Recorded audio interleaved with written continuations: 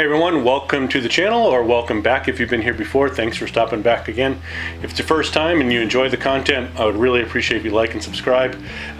Today I'm going to do a quick review of the Model 64. This is a Smith and Wesson. Last video I did was a Ruger SP101, so sticking on that revolver theme, I thought this is a full frame revolver, a little bit different than the SP101. Shoots a little bit lighter cartridge, is 38 special only. But it's really just a big Model 10. Those that are familiar with Model 10, the old police guns, this is the stainless steel version for all intents and purposes. You can find these a lot on the secondary market now. They're very inexpensive, or have been. They're starting to go up as well, like anything on the secondary market. But there was a lot of police trade-ins for these as well. But I thought we'd take a little closer look at it, go through some of the features. It is just a revolver, it's nothing special, but thought it would be interesting to go through it and take a little closer look. So stick around, we will take a look on the tabletop.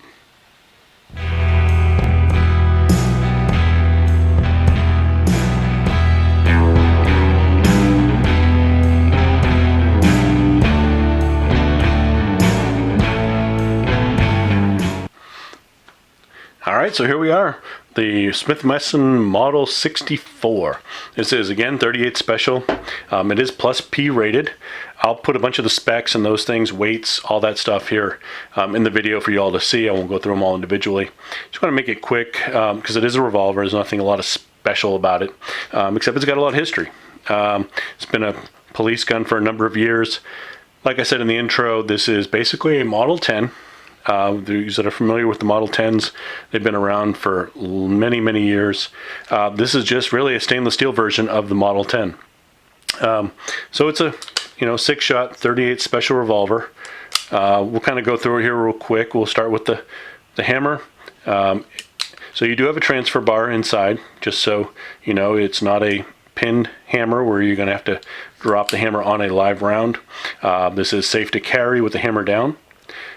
On the hammer itself, you've got some really nice checkering on that. It's not really oversized, but the fact that it's a full-size handgun, the hammer is a larger anyway, but the checkering is really nice on it. Again, being a used handgun, it's well worn, and it's not too sharp, but it really gives you an easy pull on that hammer. We'll look at the slide, or excuse me, not the slide, this is a revolver. But we'll look at the cylinder release real quick.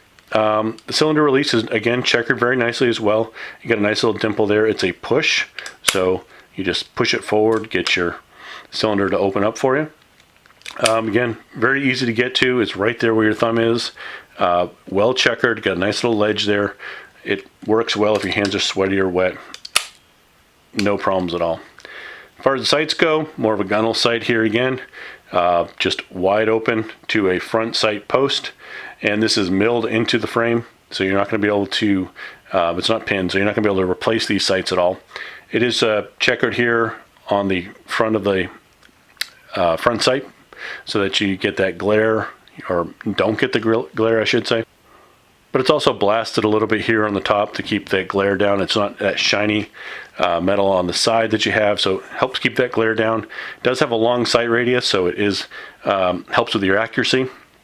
And the 4-inch barrel is really nice too. Helps keep that weight out there a little bit, but not too much. Again, overall, it's a very heavy handgun for what it is, so shooting 38 special is really nice. If we look at the extractor real quick, it's not shrouded here at all. It's open. So if we pop out that's our extractor.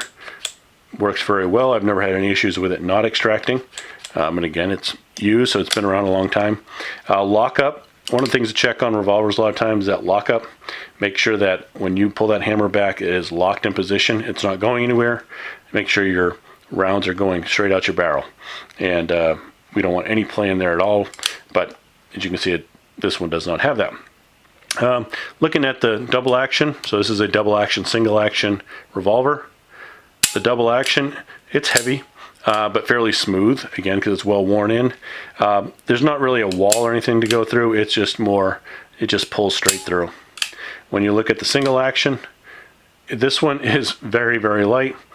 You just touch it, you probably won't even see the trigger move before that drops. There's almost nothing in there. It's probably too light for a lot of people, but for me, it's a range gun for fun. it really is nice for accuracy because you just touch it, you're not going to pull that gun anywhere unless you're flinching. Take a look at the grip. It's oversized molded rubber grip, nothing fancy. I may look at, and probably will look at, some other kind of fancier grip to go with this. I may shine this up a little bit too. One of the nice things about the stainless steel that you're not going to get maybe with a blued version or Model 10 is that you can really do some really nice home gunsmithing. If you want to polish this completely, you could do that very nicely and it would look really sharp. If you just want to clean up some of the scratches, because it's used, it's got a lot of holster wear, little dings and scratches here and there from just being around, being shipped. But those are things that you can do very easily at home to really shine it up. I kind of like it a little bit, but I probably will eventually change and want to shine it up a little bit, and I'll probably do that. But again, it being stainless steel makes it very nice to easily kind of polish up or clean up without taking it anywhere to have it done. The crown looks very nice if you take a look at it. Made no chips or things like that in it. Overall, it's just a fantastic handgun. Again, shooting 38 special. This might be good for a home defense handgun. Somebody that's a little bit older is hard to say, because if your finger dexterity sometimes with the double action can be a little more difficult, but it does offer the single action, and so with training it works very well.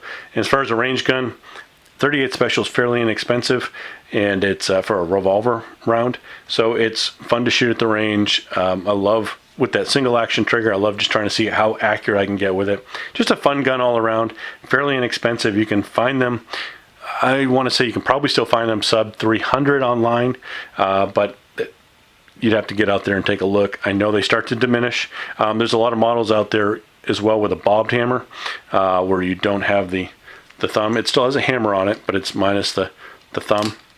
So you can find those a lot out there as well. Those are probably more common to find sometimes, just because I think these are probably wanted more by the public. So anyway, that's a quick review of the Smith and Wesson Model 64 and 38 Special. Again, it's plus P, but check it out. It's a lot of fun to shoot.